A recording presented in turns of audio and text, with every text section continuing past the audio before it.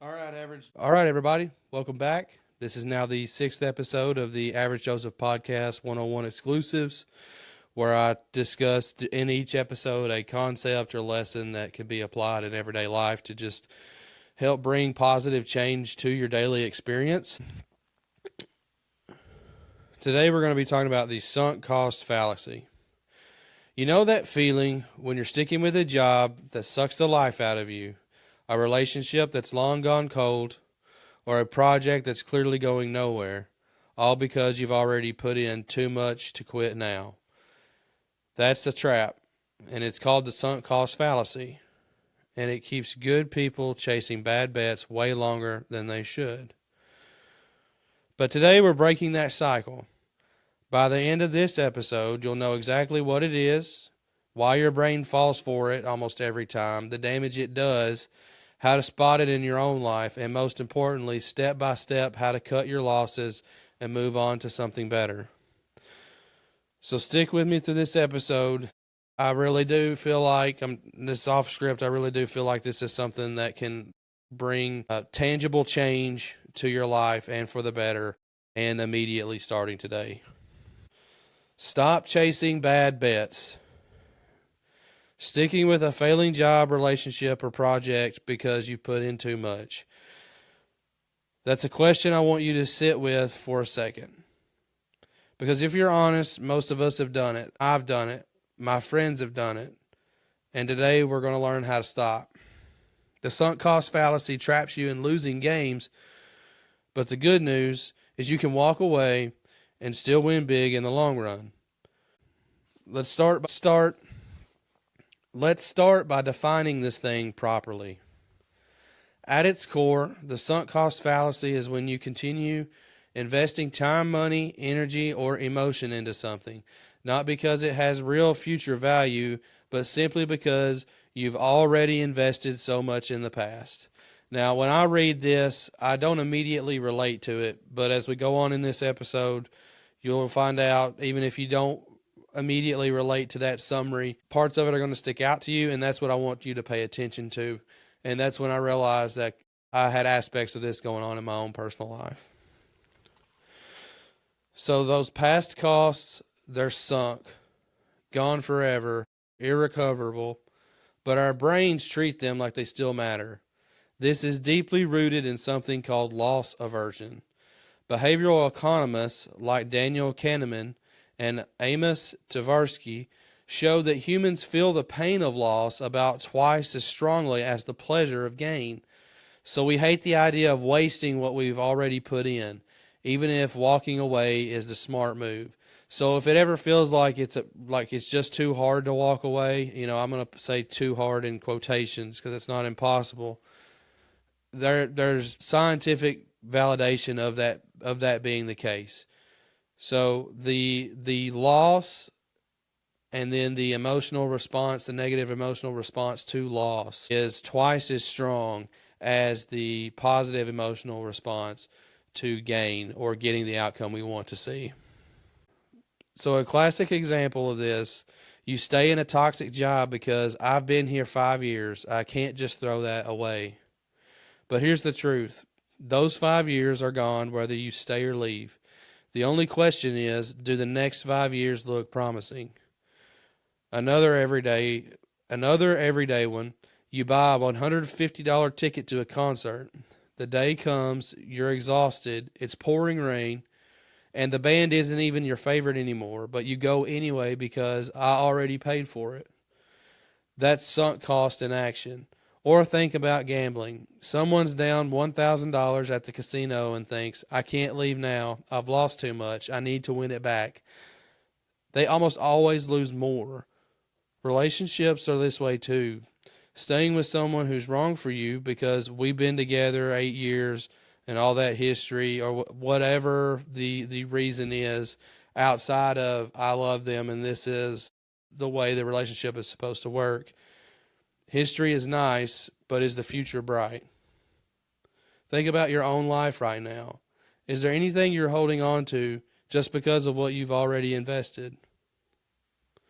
We'll come back to that. Your brain has bad math. So why does this happen? Why is our brain so bad at this particular kind of math? There are a few big culprits. There's more than these, but these are the main ones. So the first one is ego. Quitting feels like admitting failure. We tie our identity to persistence. I'm not a quitter. Society praises the person who sticks it out and mocks the one who bails. But smart quitting isn't failure, it's. The second one is hope bias or optimism bias. We tell ourselves, it'll get better if I just keep going a little longer. We've all done this. One more push and it'll turn around. Spoiler alert, if it's been bad for a long time, one more push rarely fixes it. Now, if you're like me, there used to be this meme of of this, I don't even know what you would call it, this person. I'm sure there's a very common name, but they had like a pickaxe and they were like, going through the rocks with a pickaxe trying to find treasure. And then they just decide to turn around right when, like, if they had just made a few more hits with their pickaxe, they would have stumbled upon like all these diamonds and stuff. And that stuck with me, and so that makes it very hard for me to just say this isn't worth it, or I don't see any benefit in this. It makes it very difficult for me to make that admission and then use that as a reason to stop where I'm at. But that's the sunk cost fallacy in and of itself. All right, and then the third is social pressure. What will people think if I bail? Friends, family, coworkers, they might judge you. They might say things like you gave up too easily.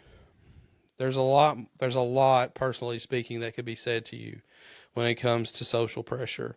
And social pressure is definitely, if you're someone with low self-esteem, social pressure is something that's going to keep you in situations that are not good for you longer than you need to be in them, because you're getting some kind of affirmation, at least, even if it's not what you want to hear.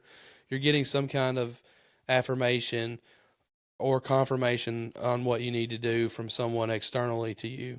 Now, that's not always a bad thing. Sometimes we need to get the opinions of other people. But in this case, it's the opinions of other people that are keeping us in a position or situation that's not good for us.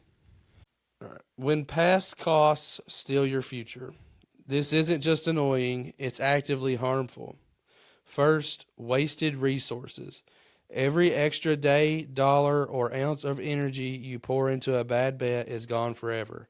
It's compounding the loss. Second, missed opportunities.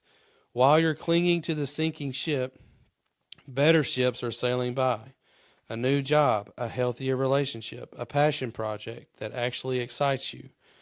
Opportunity cost is brutal here.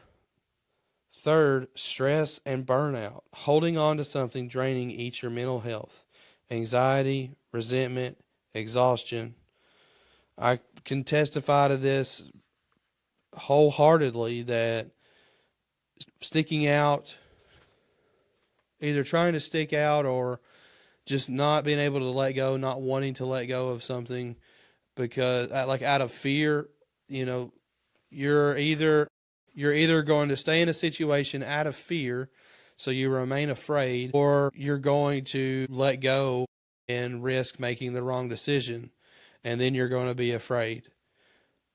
But if you let go because you know where you're staying is out of fear and not out of a genuine desire or conviction to be there, if you let go and you make the wrong decision, you learn a lesson.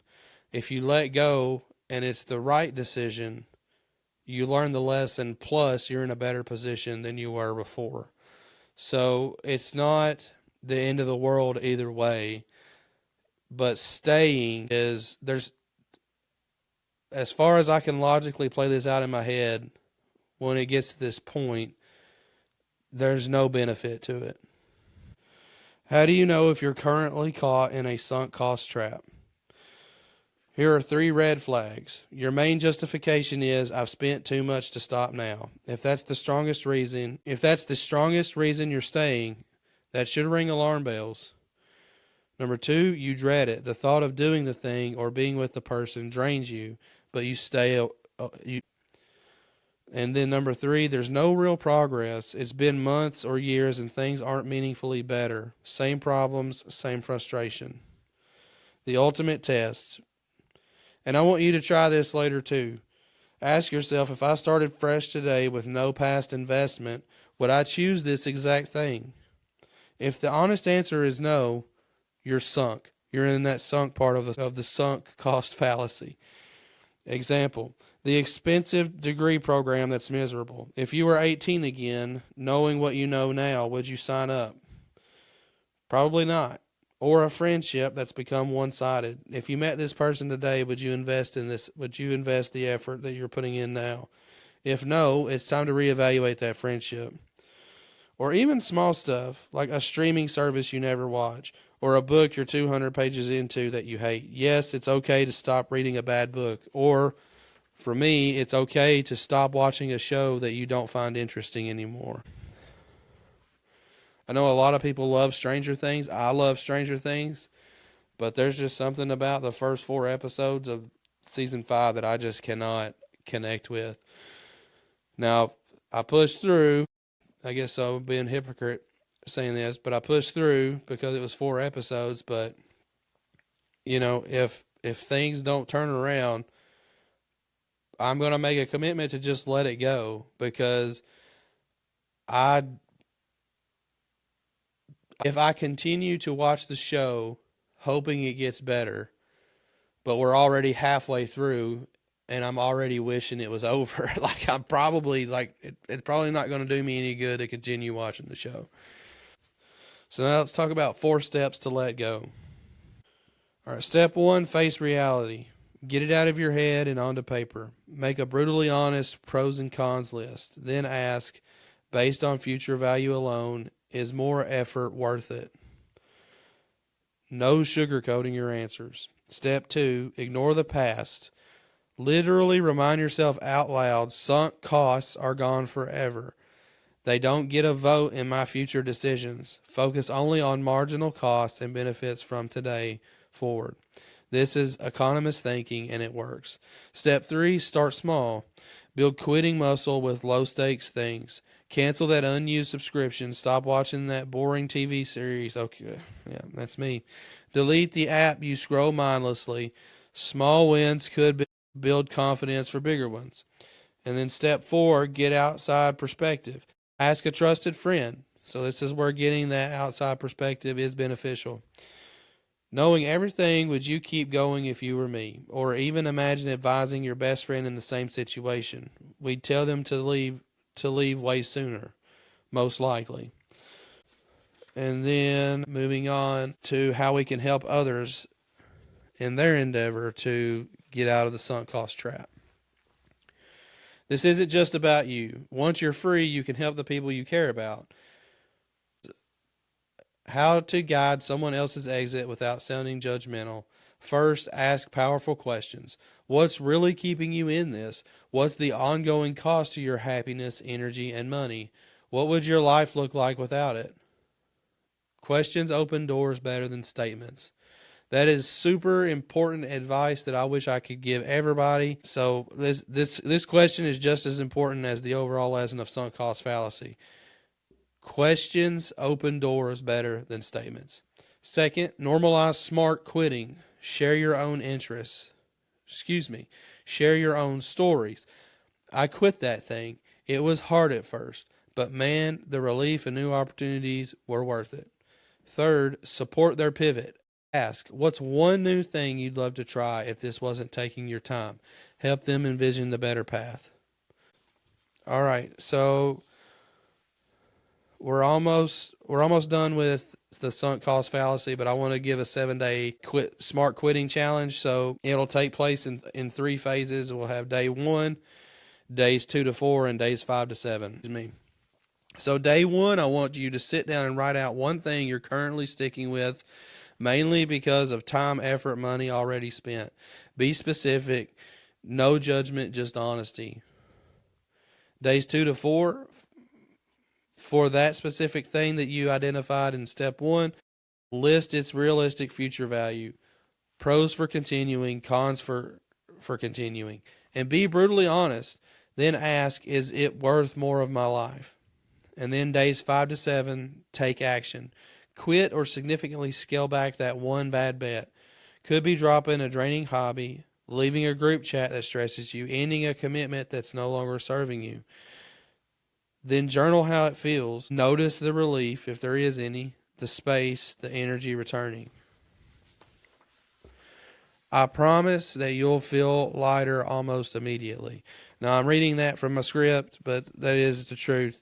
When you make a decision like that, there's a certain peace that comes over because this thing is no longer a problem for you from that point forward. And when you're done, come and share your win in the comments. You can do so on our Patreon. You can do so here on Facebook, YouTube. Taking any advice that we've talked about today has brought about positive change. So we've covered a lot today. The sunk cost fallacy traps you by making the past vote on your future. But once you see it, face it, and let go, you set yourself free. Start with awareness. Run that Start Fresh Today test. Do the challenge. Cut one loss this week. You deserve a life built on future wins, not past losses. Thanks for spending this time with me. If this hit home, drop a comment. Tell me one thing you're considering quitting. Our next exclusive episode, we're going to talk about the default mode network, why your brain's constant daydreaming and mind wandering is secretly running and sometimes ruining your life, and how to take back control. So keep moving forward. Stay average. God bless you. And I'll see you in our next episode.